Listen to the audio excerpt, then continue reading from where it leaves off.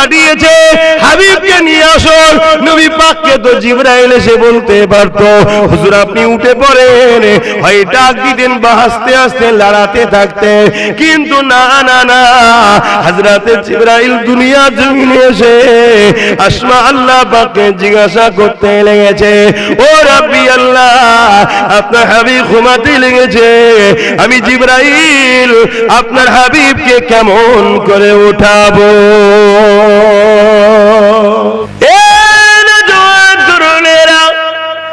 আর এই মাসে যে আল্লাহ নবী পাককে মেহমান বানিয়ে তিনি দিদারে নিয়ে গিয়েছিলেন, আল্লাহ পাক হযরতে জিবরাইলকে পাঠিয়ে দিলেন, ও হযরতে জিবরাইল যান, দুনিয়া জমিনে বুরাক নিয়ে যান, আমার হাবিবকে ডেকে নিয়ে আসো। বুরাক হলো খোঁটার থেকে, বুরাক হলো ঘোড়ার থেকে কিছুটা ছোট, গাধার থেকে কিছুটা ছোট, খচ্চরের থেকে কিছুটা বড়, দুটো ডানা রয়েছে। আল্লাহ পাকের একটা সৃষ্টি মখলুক, যেগুলো জান্নাতীরা জান্নাতে চেপে বেড়াবে। ওই বুরাক কোন জান্নাতে যখন আল্লাহ বানালে, আল্লাহ পাক ওই বুরাকদেরকে বলেছিল, এ বুরাকেরা, তোমাদের মধ্যে থেকে কারো না কারো পিঠে করে আমার হাবিব মুহাম্মদ আরবি সাল্লাল্লাহু আলাইহি ওয়াসাল্লাম তিনি আমার দিদারে আসবে।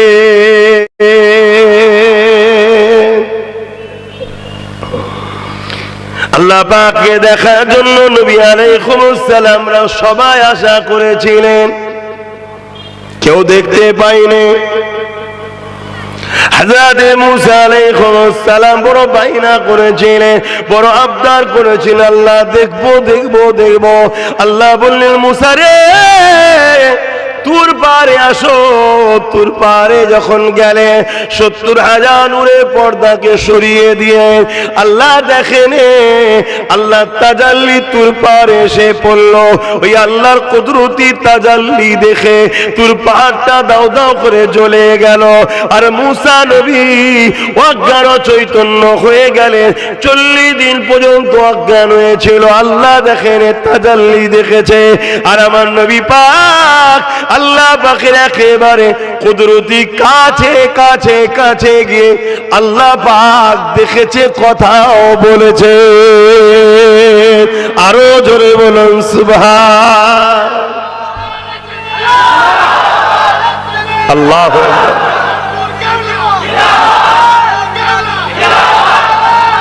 আল্লাহু আকবার, আল্লাহু আকবার। এই যে জিনিসগুলো হচ্ছে, এটা কিসের লক্ষণ? প্রেমের ইজহার।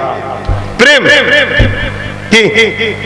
এক একজন আসে, এক একজনের কথা বলে, আমার লিডার এই করেছে, আমার লিডার এই করেছে, আমার লিডার ওই করেছে। কি বলে না, বলে না? যে যার লিডারকে ফলো করে তারা সব হই হই হই হই করে ওঠে। আর আমরা এসে বলি, আমার লিডার মুহাম্মদ আরবি সাল্লাল্লাহু আলাইহি সাল্লাম, তিনি আকাশের চাঁদকে দুটুকরো করে দিয়েছে। জোরে বলুন সুবহানাল্লাহ, আরো জোরে বলুন সুবহানাল্লাহ। দুনিয়ার বাকি সব লিডারকে এক জায়গায় করো তো, করে বলো না, চাঁদ দুটুকরো করতে হবে না, একটা হ্যালোজেন লাইট লাগাবো, বাল্ব 100 ওয়াটের একটা ল্যাম্প লাগাবো, টুনি বাল্ব, দেখেছেন না? সবাই মিলে একটু সরিয়ে দাও না, পারবে তো? সব নেতার পিছনে হলুদ হয়ে যাবে। বাপের আমার নবী পাকে জিবরাইল নিতে চলে আসলো। বুরাক নিয়ে আমার নবী পাকের দরবারে হাজির হয়ে গেল। ওই দিন আমার রাসূলুল্লাহ নিজে ঘরে শোয়নি, উম্মে হানি হুজুরের ঘরে শুয়েছিলেন। কেন? আমার নবী পাককে বাইরে থেকে ডাকাও নিষেধ, আমার নবী পাকের ঘরে বিনা ইজাজতে প্রবেশ করাটাও নিষেধ। আমার রাসূলুল্লাহ ঘুমাতে লেগেছে, হযরতে জিবরাইল চলে আসলে, এসে দেখতে লেগেছে আমার রাসূল ঘুমিয়ে রয়েছে। এই যুবকেরা, তরুণেরা, আল্লাহ জিবরাইলকে পাঠিয়েছে হাবিবকে নিয়ে আসো। নবী পাককে তো জিবরাইল এসে বলতে পারতো হুজুর আপনি উঠে পড়েন, হয় ডাক দিতেন বা আস্তে আস্তে লড়াতে থাকতেন, কিন্তু না না না, হযরতে জিবরাইল দুনিয়া জমিনে এসে আসমা আল্লাহ পাককে জিজ্ঞাসা করতে লেগেছে, ও রাব্বি আল্লাহ, আপনার হাবিব ঘুমাতে লেগেছে, আমি জিবরাইল আপনার হাবিবকে কেমন করে উঠাবো? কাজে কে পাঠিয়েছে? আল্লাহ পাঠিয়েছেন। যিনি তিনি কে? আল্লাহ। মুহাম্মদ রসুলেরও সৃষ্টি মালিক কে? মুহাম্মদ রসুলেরও খোদাকে, মুহাম্মদ রসুলেরও মালিককে, মুহাম্মদ সাল্লাল্লাহু আলাইহি ওয়াসাল্লাম যিনাকে সেজদা দেন তিনি কে? সেই আল্লাহ পাক হুকুম করেছে জিবরাইল যে আমার বন্ধুকে নিয়ে আয়। বুঝবেন ভালো করে, আল্লাহ হলেন আমার নবীর থেকেও বড়। জোরে বলুন সুবহানাল্লাহ। তো বড় পাঠিয়েছে, বন্ধুকে গিয়ে নিয়ে আয়। ঘুমাচ্ছে বন্ধু, জিবরাইল তো ডাকতে পারতেন যে হুজুর ওঠেন, আল্লাহ পাঠিয়েছে তাড়াতাড়ি চলে, কি তুলতে পারতেন না? কিন্তু না, জিবরাইল জানে যার কাছে পাঠিয়েছে পাঠানেওয়ালা ইনার থেকে বড় ঠিকই, কিন্তু পাঠানেওয়ালা ইনাকে এত ভালোবাসে, ইনার উঠানোরও একটা আদবের ব্যাপার আছে। ওর বিখলাফ হলেও আমি জিবরাইল ধ্বংস হব।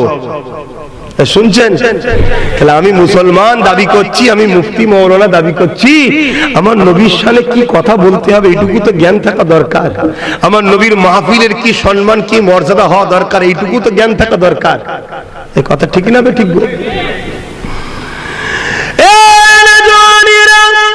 হযরত জিবরাইল যখন বললেন আল্লাহ পাক আপনার হাবিব ঘুমাচ্ছে, আমি জিবরাইল কিভাবে উঠাবো? আল্লাহ পাক জানিয়ে দিলেন, ও হযরত জিবরাইল মন দিয়ে শোনো যুবক, মন দিয়ে শোনো যুবক গুলোকে বিশেষ করে বলছি, কেননা দুনিয়া তোমাদেরকে টার্গেট করেছে। কেননা মসজিদে 500 জন মুরব্বী থাকা আর 5 জন যুবক থাকার মধ্যে পার্থক্য আছে। 500 মুরব্বী থাকলে জালিমরা ভয় করবে না, 500 যুবক মসজিদে গেলে এই মসজিদকে মিটাতে গেলে 100 বার ভাববে, কেন 500 মুরব্বী 100টা কথা ভেবে আগায়, 5টা যুবক কোনো কথা ভাবেনি, রক্তের গরম আছে। মসজিদের দুশমন যখন ঝাঁপিয়ে পড়, ঠিক না বেঠিক? তোমাদেরকে টার্গেট করা হয়েছে, আর তোমরা দেখো গানে যাত্রায় ফাংশন জুয়া এসবেতেই ব্যস্ত, আর তোমাদের চোখের আড়ালে তোমার দিনকে মিটানো হচ্ছে, তোমার রাসূলকে সমালোচনা করা হচ্ছে।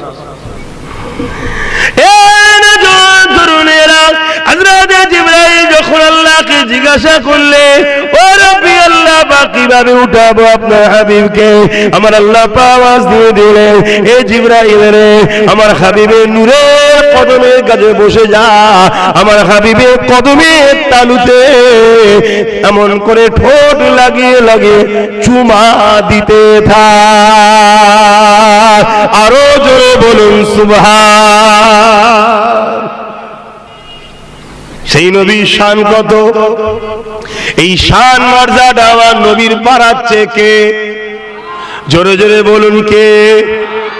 এই যে মোবাইল সব দেখছেন না, এই মোবাইলে দেখবেন একটা আপডেট অপশন থাকে, 6 মাস ছাড়া 3 মাস ছাড়া বছরে একবার হোক কোম্পানি দেয় আপডেট।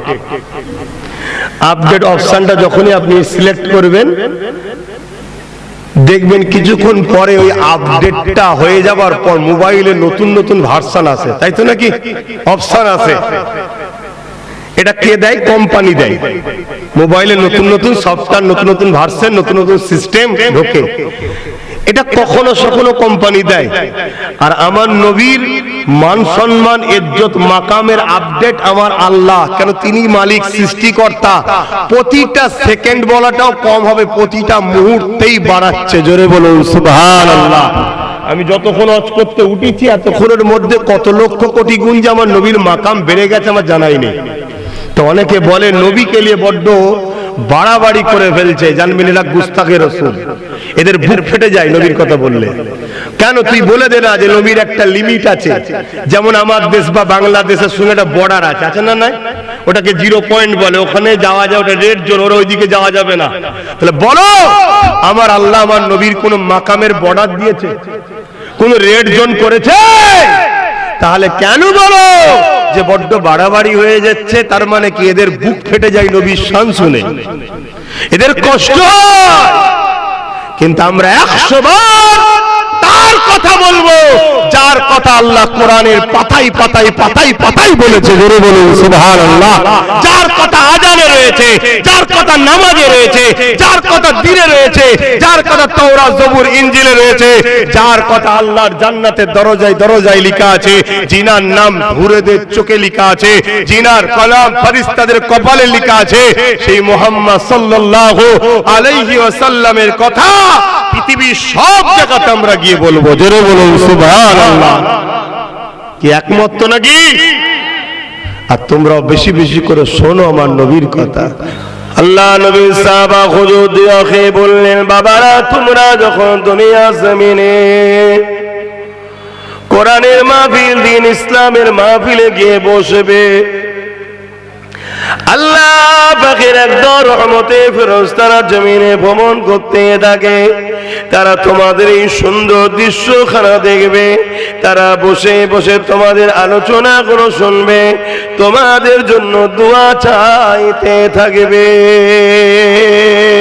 যখন তোমরা মাহফিল শেষ করে দোয়া করে যখন ফিরে চলে যাবে, আল্লাহ পাকের ওই রহমতের ফেরেশতারা উড়ে উড়ে গিয়ে আল্লাহ পাকের আরশ আজিমের নিচে সিজদায় পড়ে যাবে।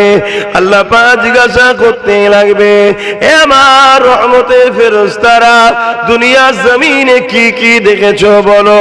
ওই সময় ফেরেশতারা বলতে লাগবে, ও রব্বি আল্লাহ পাক, দুনিয়া জমিনে অবাক করা বিষয় দেখলাম, একদল বান্দারা আর বান্দিরা পর্দার আড়ালে আর উলামাদের ঘরে নিয়ে এসে তারা আলোচনা সভা দিয়েছে, যেখানে আপনার তারিফ প্রশংসা হচ্ছিল, আপনার হাবিবের গুণগান তারিফ প্রশংসা হচ্ছিল।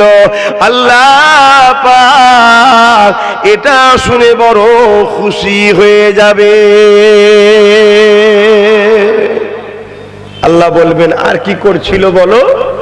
ফেরেশতারা শোনাতে থাকবে, ফেরেশতারা বলতে থাকবে, একটার পর একটা তারা আলোচনা করছে, দরুদ পড়ছে। যখন কোনো খুশির কথা শুনছে, আপনার পাওয়ারের কথা, কুদরতের কথা, তারা তখন খুশি হয়ে চিৎকার দিয়ে বলছে সুবহানাল্লাহ। তার মানে আল্লাহ তিনি যিনি সমস্ত দিক দিয়ে, সমস্ত বুরাই খারাপ দিক দিয়ে পাক ও পবিত্র। জোরে বলুন সুবহানাল্লাহ। আল্লাহ খুশি হয়ে বলবে, তারা কি শুধু শুনেছে না আমার কাছে কিছু চেয়েছে? আল্লাহ পাকের ফেরেশতা বলবেন, আল্লাহ পাক তারা আপনার কাছে জাহান্নাম থেকে নাজাত চেয়েছে, জান্নাতের আশা তারা করেছে।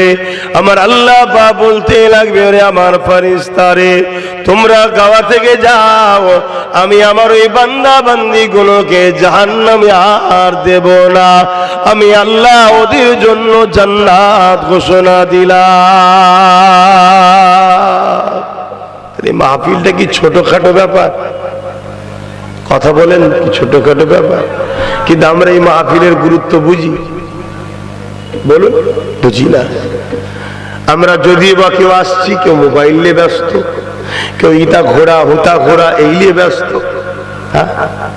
এই যেন একটা বেজাতিদের কালচার আস্তে আস্তে ইসলামের ঘরে ঢুকছে।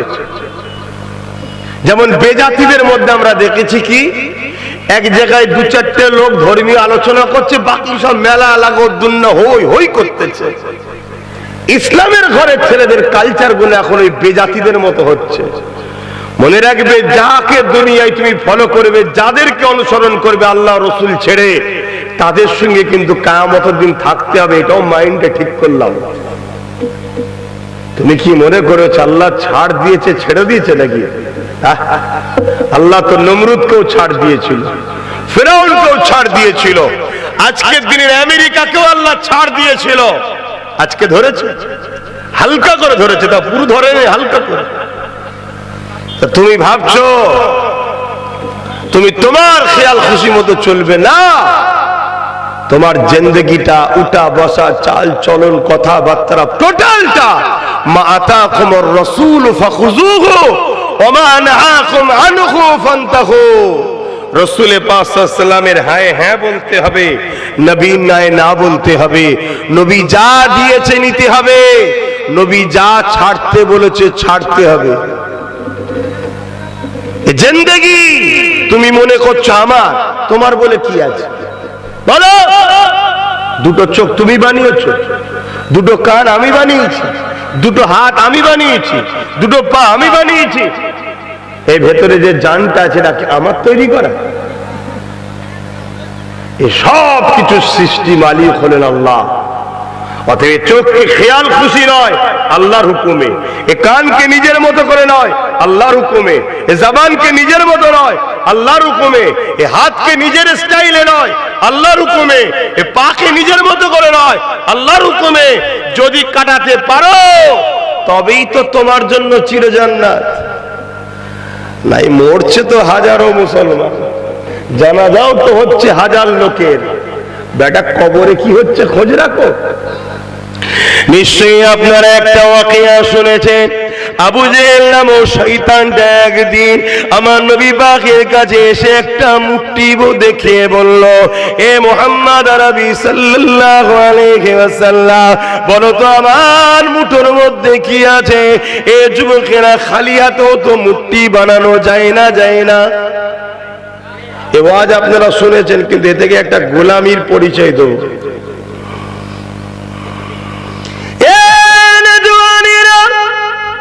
আল্লাহ নবী আবু জেহেলের মুঠোর দিকে তাকালো, তাকিয়ে বলতে লাগলো, আবু জেহেল, যদি তোমার মুঠের মধ্যে যেটা আছে সে যদি বলে দেয় আমি কে, তাহলে তুমি কি মানে কলেমা পড়ে নেবে? আবু জেহেল ছিল গ্রেট মাথা মোটা, না ওর বুঝে নেওয়া দরকার ছিল আমার হাত খালি নেই এটা দেখে নিয়েছে। বলবেন তো সুবহানাল্লাহ? কেন খালি হাতেও তো আমি যদি এখন বার করে বলি কি আছে বলো, কিছু রাখতে এমন তো শর্ত নাই, খালি হাতেও তো বলতে পারি, ঠিক না? তো রাসূল যখন বলছে আবু জেহেল তোমার হাতের মধ্যে যে আছে সে যদি বলে আমি কে, মেনে নেবে? তখন তো আবু জেহেলের বোঝা দরকার ছিল আমার হাত খালি নয় এটা দেখে নিয়েছে। তা যে খালি নয় মুঠোর মধ্যে কি আছে দেখতে পারে, তার পাওয়ার কম না বেশি? তখনই তো আবু জেহেলের দরকার ছিল না কলমা বললিয়া, কিন্তু কপাল ফাটা মূর্খ তো বোঝে না।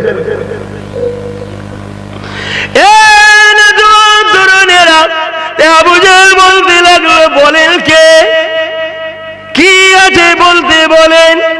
আল্লাহ নবী নবী যখন আবার দ্বিতীয়বার ওই হাতের দিকে তাকালো, আল্লাহ নবী বলতে লাগলো, আবু জেহেল তোমার হাতের মধ্যে যে আছে সেটা যদি বলে আমি কে, তাহলে কি কলেমা পড়ে নেবে? আবু জেহেল বলতে লাগলো, মুহাম্মদ সাল্লাল্লাহু আলাইহি ওয়াসাল্লাম প্রশ্নটা বড় জটিল করে দিলে, উত্তরটা বড় জটিল হয়ে গেল। আল্লাহ নবী বললেন, জটিল কি জটিল না ওটা পরের কথা, তুমি কি কলেমা পড়বে বলো? আবু জেহেল বলল, হ্যাঁ পড়ে নেব। আল্লাহ নবী আবু জেহেলের হাতের দিকে তাকালো, আল্লাহ পাকের শেষ ক্ষমতাতে নবী পাকের তাকানোতে ওই হাতের ভেতরে একটা পাথর ছিল। আবু জেহেল পাথর নিয়ে এসে রাসূলকে দেখাতে ছিল। আবু জেহেলের হাতের মধ্যে থেকে ওই পাথরটা বলতে লেগেছে, আশহাদু আল্লা ইলাহা ইল্লাল্লাহু ওয়া আশহাদু আন্না মুহাম্মাদান আবদুহু ওয়া রাসূলুহু। এই কালেমা খানা যখন পড়তে লাগলো, এ যুবকেরা তরুণেরা, আবু জেহেল রেগে গিয়ে ওই পাথরটাকে ছুঁড়ে নিক্ষেপ করে দিল। শুনলে অবাক হয়ে যাবে, যুবক মন দিয়ে শোনো, ওই পাথরটা গিয়ে আমার নূর নবীর কদমের গোড়ায় পড়ে যায়। এ যুবকেরা কি বুঝলে? এদিকে পূজা গেল এটাই, যে যার গোলাম হবে তার কদমে গিয়ে পড়বে। আবু জেহেল রাগ করে ছুঁড়েছে পাথর, নবী পাকের পক্ষপাতিত্ব নিয়েছে, নবীর গোলামীর পরিচয় দিয়েছে, তাই নবীর কদমে গিয়ে পড়েছে। তুমি আমি যদি সচ্চা নবীর গোলাম হতে পারি, তাহলে পরকালে আল্লাহ পাখির জান্নাতে নবীর গোলাম হিসাবে কদমের কাছেই থাকবো। আরো জোরে বলুন সুবহান। কিন্তু এখানে একটা শিক্ষার বিষয় আছে। অনেকে বলে, হুজুর ভাইজান হক কথা বলা যাবে এখন? কেন? ওই যে সব জায়গায় ক্ষমতায় ওরা, শুনছেন না শোনেন? কি হয়েছে? কি হয়েছে? যারা একটা ফুসকুরি মারতে পারে না, একটা ফুসকুরি যদি হয় সেটাকে সারাতে পারে না, তাদের নিয়ে এত টেনশন কিসে? তোদের কথা বুঝছেন না? বুঝলেন? তো টেনশন কিসে? কিন্তু এই পাথরটাকে দেখে শিক্ষালে। পাথরটা ছিল আবু জেহেলের হাতের মুঠোয়, পাথরটাকে বেঁচেছে আবু জেহেল, কবজায় আবু জেহেলের হাতে। পাথরটা একবারও দেখেনি আমি কার দখলে, কার হাতের মুঠোয়, কার কবজাতে। আমি আবু জেহেলের হাতে আছি। মোহাম্মদ রসুলের পক্ষে কথা বললে আমাকে আবু জেহেল ভেঙে গুড়িয়ে দিতে পারে, পুড়িয়ে দিতে পারে, শাস্তি দিতে পারে। একবারও ভাবে রে। পাথর বলতে লেগেছে মোহাম্মদ রসুলের ইজ্জত আজমতের ব্যাপার যখন হবে, কার হাতে, কার দখলে, কার কবজাতে, এগুলো দেখলে হবে না। রাসূলুল্লাহর শানকে বুলন্দির জন্য কথা বলতেই হবে। জোরে বলুন সুবহানাল্লাহ, আরো জোরে বলুন সুবহানাল্লাহ। একই তো বলে ইমানদার, একই তো বলে ইমানদার। ইমানদার কাকে বলে আর মুসলমান কাকে বলে বুঝতে পারছেন তো নাকি? বাপেরা দাঁড়িয়ে থাকলেই শুধু হবে না, নামাজ পড়লেই শুধু হবে না, মাথায় টুপি দিলেই শুধু হবে না, হজ করলেই শুধু হবে না, দান খায়রা শুধু করলে হবে না। এগুলো তো তোমার ডিউটি। মনে রাখবে আগে চাকরি পাও, চাকরি পেলেই তো তুমি ডিউটি করবে। সারা রাত ধরে এলাকা পাহারা দিলে, পুলিশের ইউনিফর্মও রয়েছে, সবকিছু পুলিশে লিখাও রয়েছে, কিন্তু তুমি চাকরি পাও না, তোমার নাম পেলেনে নাই, তোমার মাইনে যেমন মাসের শেষে আসবে না।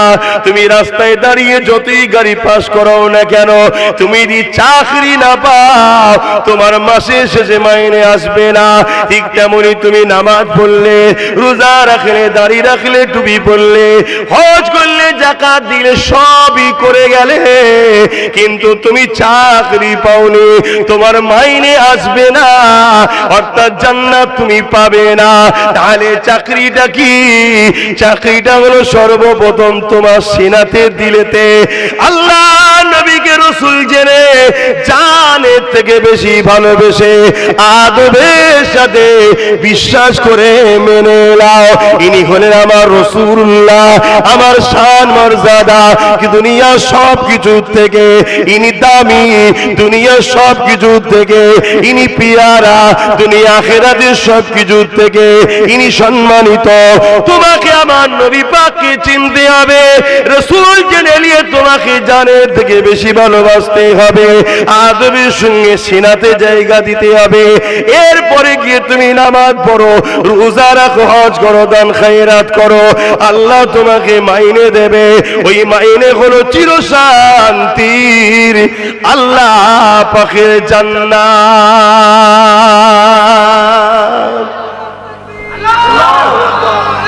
আল্লাহ, আমার শুনছেন তো সবাই? বুঝতে পারছেন তো? কেন এখন নামাজি অনেক আছে, দাড়ি অনেক আছে, টুপি অনেক আছে, মুসলমান নাকি 250 কোটি। পৃথিবীতে মুসলমান কত? 250 কোটি। মসজিদে আকসার উপরে ঝামেলা হচ্ছে, কটা মুসলমান কথা বলেছে? দরুদ শরীফ আল্লাহুম্মা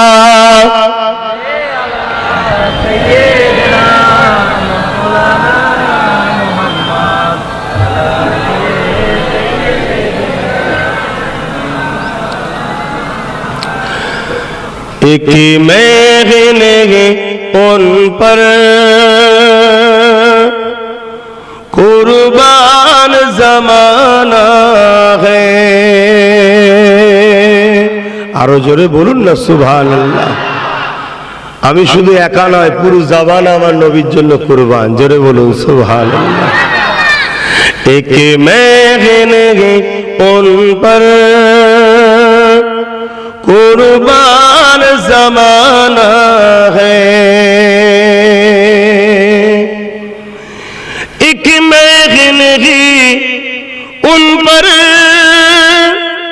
कुर्बान ज़माना है कि महंगे उन पर कुर्बान ज़माना है जो रब दो आलम का महबूब यगाना है जो रब दो आलम का महबूब यगाना है एक महंगे उन पर कुर्बान ज़माना है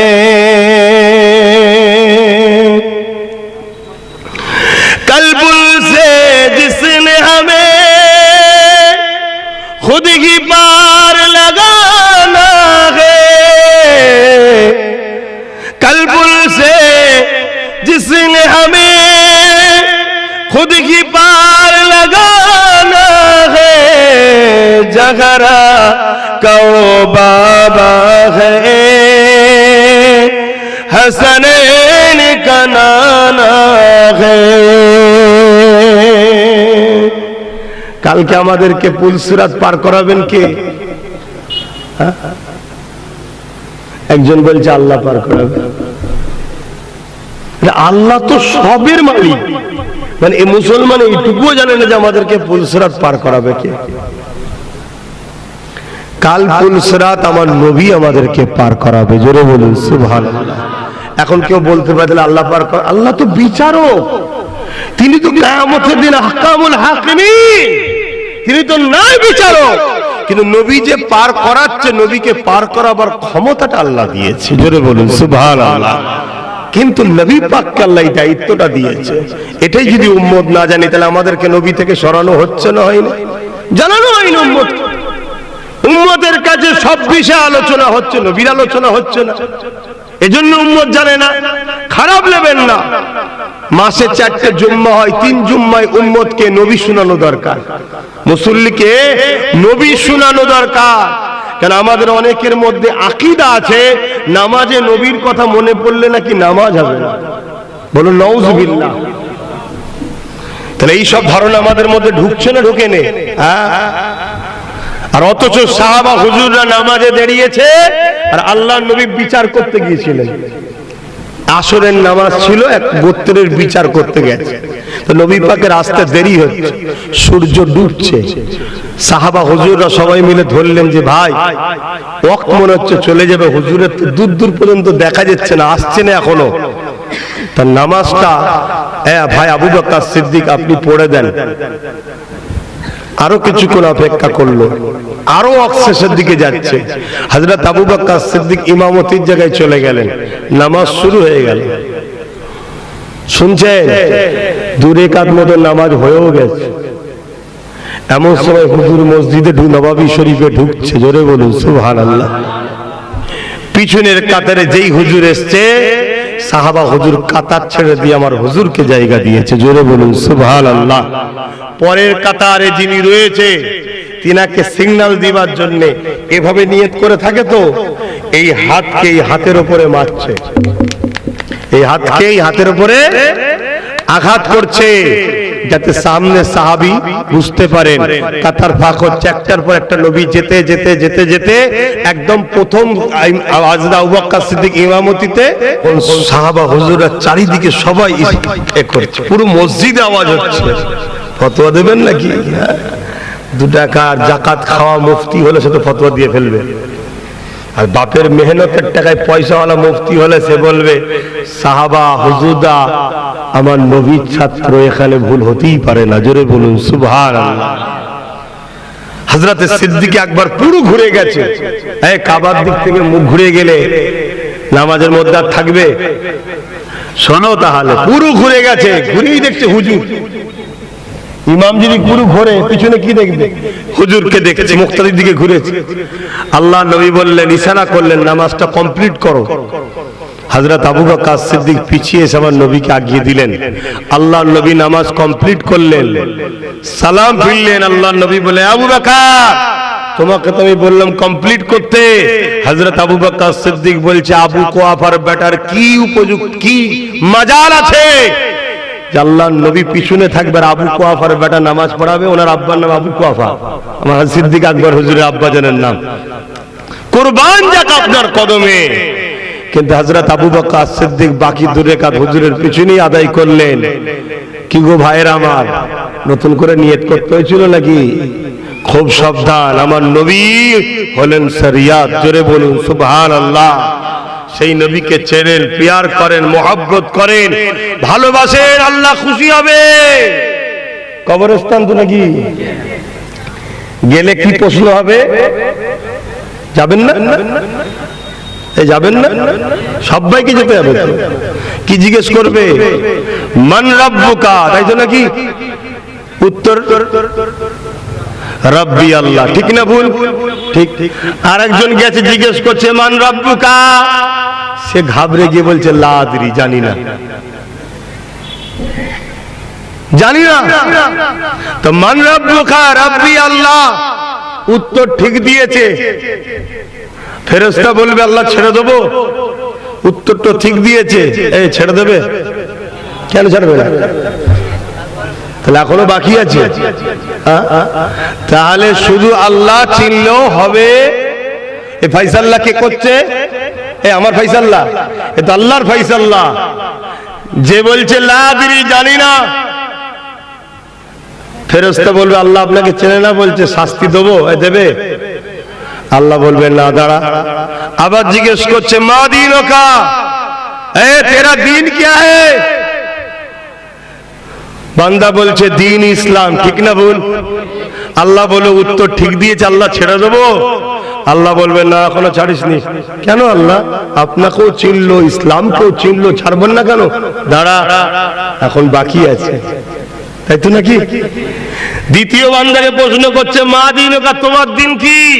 সে দুনিয়া থেকে গিয়ে ফেরেশতা থেকে ঘাবড়ে গেছে, বলছে লা আদরি, জানি না। আল্লাহর ফেরেশতা বলবে আল্লাহ আপনাকেও চেনেন না, দিনকেও জানেন না, মারি একে শাস্তি দি। আল্লাহ বলবেন না, দাঁড়া দাঁড়া। এবার কি হবে?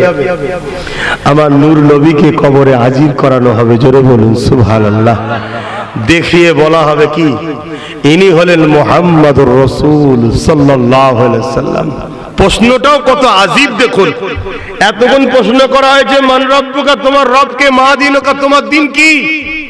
আর এখানে প্রশ্ন জিনাকে নিয়ে তিনাকে দেখানো হচ্ছে এবং উত্তরও দিয়ে দিচ্ছে ইনি হলো মুহাম্মদ রাসূল সাল্লাল্লাহু আলাইহি সাল্লাম। তাহলে প্রশ্ন কি আছে? না, দুনিয়ায় যখন ছিলে ইনার সম্বন্ধে কি আকীদা ছিল, কি ধারণা ছিল? আব্বাস সিদ্দিকী যখন মেম্বারে উঠতে ইনাল নিয়ে কি বলতে বলো? এই ইমাম মসজিদে খুতবায় দাঁড়িয়ে ইনাল নিয়ে কি বলেছো বলো? এই মুফতি মাওলানা বক্তা পীর সাহেব ইনাল নিয়ে কি বয়ান করেছো? ইনাল নিয়ে তোমার কি আকীদা ছিল বলো? শুনছেন তো নাকি? ওখানে যদি প্রথম দুটো উত্তর যে ঠিক দিয়েছে সেটি উল্টো হয়ে যায়, ধরুন ওখানে উল্টো হয়ে গেছে, বলছে হ্যাঁ এনাকে তো চিনি, 40 বছর বয়স হয়েছিল যখন, তখন নবী হয়েছিল, নবুয়াত এসেছিল, তার আগে নবী ছিল না। এরকম শোনা যায় না? যায় না? এবার আল্লাহ কি বলবে? ধর মালা উনকে, ও আমার বন্ধুকে চেনে না তো আমাকে পেলো কার থেকে? ও আমার বন্ধুকে চেনে না তো ইসলাম নিল কার থেকে? আমি তো ইসলামটা দিয়েছি, আমাকে চিনিয়েছে আমার বন্ধুর দ্বারা। শুনছেন তো নাকি? আর এই যে আগে যে দুটো দিতে পারে না, বলছে লা আদরি, জানি না, সে যদি বলে ফেরেশতা ইনি তো আমার নেতা, ইনি তো আমার রাসূল, আল্লাহর বন্ধু, জিনার তুলনায় কেউ আল্লাহ বানায় না কাউকে, যিনি আল্লাহর বন্ধু ইনার উপরে ঈমান আমার জান মালের থেকে ইনি দামি, ইনি ছাড়া কায়নাত হতো না, ইনি নূরের মানুষ, ইনি হায়াতুন নবী, ইনি শাফাআতুন নবী, ইনার জন্যই তো দুনিয়ায় লড়াই করেছি। আল্লাহ বলবে ফেরেশতা রে বান্দা দুনিয়া থেকে এসে ঘাবড়ে গিয়েছিল, বন্ধু যখন চিনেছে ওর মধ্যে আমিও আছি, দিনও আছে, ওকে ছেড়ে দে। জোরে বলুন সুবহানাল্লাহ, আরো জোরে বলুন সুবহানাল্লাহ। তাই উম্মতে মুহাম্মাদীকে একটাই মেসেজ দিয়ে যাচ্ছি, সিনার পাওয়ার বাড়াও, পৃথিবীতে 5টা পাওয়ার, ম্যান পাওয়ার, মানি পাওয়ার, অর্থ কি বলে, অস্ত্র পাওয়ার আর রাজ পাওয়ার, শুনছেন?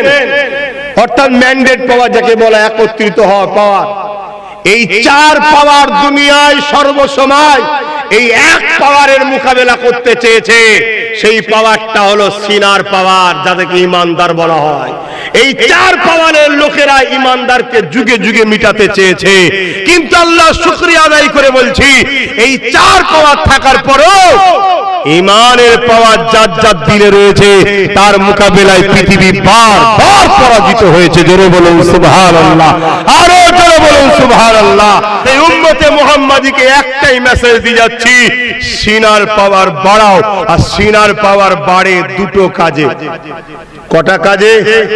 নাম্বার 1, আল্লাহকে ভয় করো। নাম্বার 2, দিলে নবীর প্রেম ও আদব সবার থেকে বেশি রাখো। যদি পারো না, গেনার হবে। আর না হয় বাপ, আগামী দিন বড় ভয়ানক আছে। ব্যাস, এতটুকু কথা না। মেরাজের আকার একটা কথা বলবো, মেরাজের 2-1টা কথা বলবো। বোরাক চলে এলো, জিবরাইল সাল্লাম আমার রাসূলুল্লাহর কদমের তালুতে চুমা দিতে লেগেছে। আল্লাহ নবী উঠলেন, জিবরাইল সাল্লাম সালাম দিলেন, আমার নবী সালামের জবাব দিলেন। দিবার পরে নবী জিজ্ঞেস করছে, কি খবর ভাই? হুজুর, আপনাকে মুবারকবাদ, কেউ যেটা পায়নি সেটা আপনি পেয়েছেন। মহান সৃষ্টিকর্তা আপনাকে দাওয়াত দিয়েছে, দেখা দেবে। জোরে বলুন সুবহানাল্লাহ। আমার নবী খুশি হয়ে গেলেন। কে না খুশি হয়? আমার নবী খুশি হয়ে গেলেন, খুশি হয়ে রেডি হয়ে গেলেন। বোরাকে উঠতে যাবে, বোরাক মাথা লড়া দিচ্ছে, তুলবো না। শুনছেন তো নাকি? জিবরাইল বলছে, এ বোরাক, তুমি জানো তোমার পেটে কে উঠছে, তুমি তুলবে না বলছো? বোরাক বলছে, আমি সব জানি, কিন্তু আমার নবী বড় খুশিতে আছে। খুশির সময়তেই তো কাজ হাসিল করতে হয়, ঠিক না বেঠিক গো? যখন খুশিতে থাকে তখন চাইলেই পাওয়া যায়, ঠিক না বেঠিক? আমার নবী খুশিতে আছে। ইয়া রাসূলুল্লাহ, বিয়াদবি মাফ করবেন, আমি আপনাকে ভালোবাসি। ভালোবাসার একটা তামান্না আদায় করতে চাই। কি? হুজুর, জান্নাতে ঘোরার জন্য বোরাক আছে, অনেক বোরাক আছে। আপনি আমার পিঠে চেপে আল্লাহর দিদারে যাচ্ছেন, আর জান্নাতে যদি অন্য বোরাকের সাথে চেপে ঘোরেন, আমার বড় কষ্ট হবে। আপনি কথা দিন, আমার পিঠ ছাড়া অন্য কারো পিঠে চাপবেন না। হুজুর, এই মোকা কেন? আপনি আল্লাহর দিদারে যাচ্ছেন, বড় খুশিতে আছেন, এখন আর দেরি করবেন না আপনি। আমার রাসূলুল্লাহ বোরাকের মাথায় হাত বুলিয়ে বলল, যা, আমি তোর পিঠে চেপেই ঘুরবো। জোরে বলুন সুবহানাল্লাহ। তাহলে একটা বোরাক আমার নবী চিনল। সে মানুষের থেকে শ্রেষ্ঠ নয়, আশরাফুল মখলুকাত নয়। আর মানুষ হয়ে, মুফতি হয়ে, মৌলানা হয়ে, মুহাদ্দিস হয়ে, ফোকা হয়ে আমার নবী চেনে না।